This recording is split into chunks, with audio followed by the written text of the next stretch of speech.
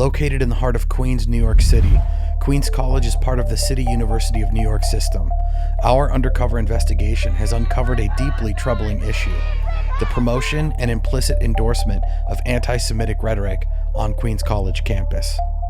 The controversy begins with Daniel Haqiqatjou, a pro-Palestinian social media influencer who's been described by various sources as an anti-Semite.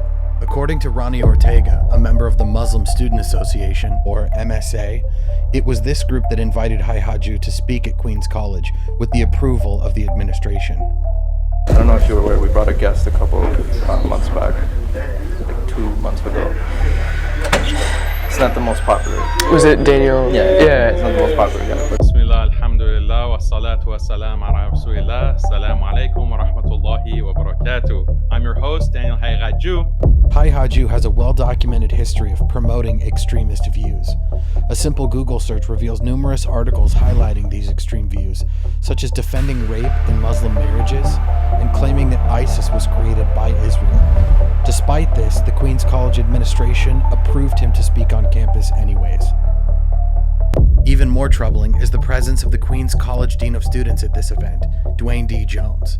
His attendance suggests not only a passive tolerance, but an active endorsement of Haqiqatjou's hateful rhetoric. This involvement by a high-ranking college official underscores a much larger issue within Queens College. I think I remember you from one of the events that I went to with the speaker, Daniel Haqiqatjou. Oh, okay. You're a student here? Yeah. I was there, yes. Are you affiliated with the MSA at all, or? No, I'm the dean of students here. Oh, you're the dean? Okay, cool. Racial superiority is one of the main, or a very significant teaching within the Jewish religious texts. Ben Shapiro tweets that Israelis build, but Arabs blow stuff up. Do you acknowledge that there were killings by Hamas on October 7th? Their plan is to take hostages as leverage so that they can gain some kind of semblance of a future and not be ethnically cleansed or genocided. There's mass rape against Israelis by the Palestinian terrorists.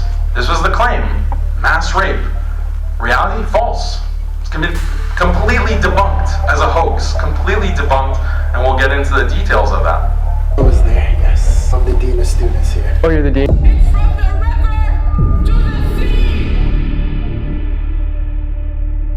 My question is, do you acknowledge that there were killings by Hamas on October 7th? The Palestinians decided that now is the time to act, now or never. We have to break out of this concentration camp, and we have to secure some kind of leverage, because we have zero leverage. They're being starved to death, so they break out. Their plan is to take hostages as leverage so that they can gain some kind of semblance of a future and not be ethnically cleansed or genocided.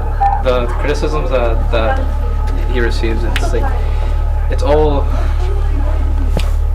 show. Yeah.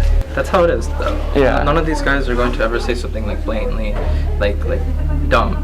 You spoke of 50% of young adults declining to affirm the belief the Holocaust happened, and 20% believing the Holocaust was a myth.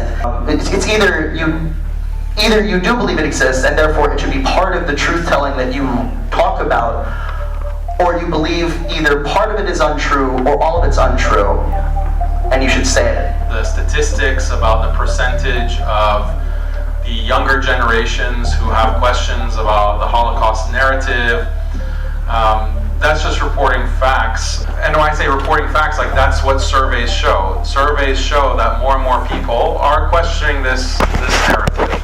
I affirm everything that is legally required of me to affirm of the Holocaust. That's it. I believe that 6 million Jews were murdered by Hitler in the Holocaust.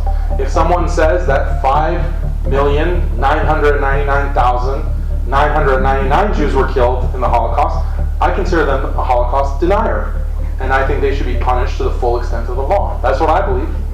So I don't know how else I can make it more clear. We also find these bizarre accounts of atrocities that are claimed Jews have suffered historically.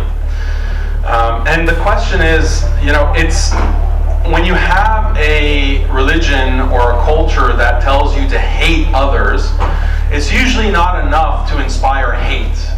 just tell your children, oh, hate this group of people, it's usually not enough to inspire hate.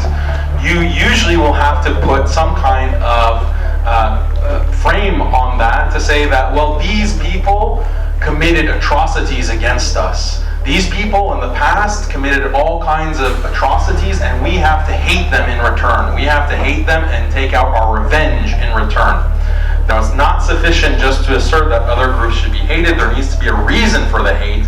And Judaism teaches Jews that non-Jews have viciously persecuted and slaughtered Jews for no reason throughout history. Jews are commanded to remember these evil historical deeds done by non-Jews, and they are to regularly commemorate this through Jewish holidays like Purim and Hanukkah. Did you show up to the event? Were you there? Yeah. Oh yeah, I was there too. Yeah. And like he said nothing out of pocket. No. He was extremely open-minded and soft-spoken in the way he was going about it. So, what is the point of my talk in a nutshell? It's often claimed by Zionists that what causes Palestinians to quote-unquote hate the Jews or to hate Israel is because of Islam. Islam is a hateful religion. Islam advocates violence. Islam advocates terrorism. All of this kind of propaganda. What if we turn the tables for at least one talk at a university? What does the Jewish religion teach? What do we find within Jewish texts? What do we find advocated within the main scriptures of the Jewish religion? So, racial superiority is one of the main, or a very significant teaching within the Jewish religious texts. Ben Shapiro tweets that Israelis build, but Arabs blow stuff up and live in their own sewage. When he tweets that to the world, he has no shame. Like, what makes him even think in such a racial way, in such a racist way, to denigrate Arabs, 500 million people in the entire world, as being just violent, irrational terrorists who blow things up and live in sewage like rats? The other claim, Hamas has weaponized sexual assault and engaged in mass rape. There's mass rape against Israelis by the Palestinian terrorists. This was the claim, mass rape. Reality, false. It's completely debunked as a hoax, completely debunked, and we'll get into the details of that. So the entire mass rape story has completely fallen apart and been debunked. And then similarly, there's these accusations that are made against Palestinians, but the truth is that the IDF has been raping, Israel has been raping not only other IDF soldiers, but also Palestinians. Wasn't the dean of students at the event too? Yeah, he was like he was like cool with it. Exactly. So like, why is this guy? I guess the dean of him. There was an overwhelming response that was positive. The way that the United States has tried to pressure states to obey international law, quote unquote, it's applied selectively. They have different methods. They have a carrot and a stick. The carrot is you offer money, you bribe officials, you offer IMF loans, and that way you try to get foreign countries to obey the law, basically, or obey your will, or to follow your interests. That's the carrot. The stick is you put sanctions, you get the UN involved for a coalition to invade, you get NATO to involved to bomb. This is how the US has kept the entire world in submission for decades now, or for over a century, you could even say. Definitely since World War II. So Israel has flouted all international law. They have flouted all standards of basic human decency. They have committed war crime after war crime shamelessly. They don't respond to any kind of sanction if other countries put sanctions, like taking out their diplomatic relations, etc. So if it comes to war, like, this is something that maybe is the only thing that Israel is going to understand. If surrounding countries, if they wake up one day and they realize that Israel's plan is not just to wipe out Palestinians, they have other regional interests when it comes to the Golan Heights, for example, when it comes to the Sinai Peninsula, when it comes to other areas of the Middle East. If there needs to be a military intervention, then inshallah that will happen. That's what we want. That's, to make it very clear, that's what we want.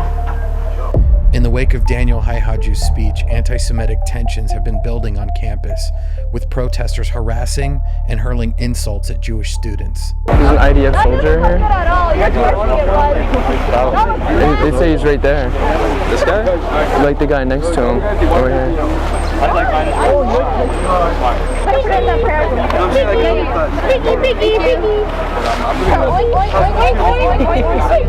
He wears IDF apparel. What a loser.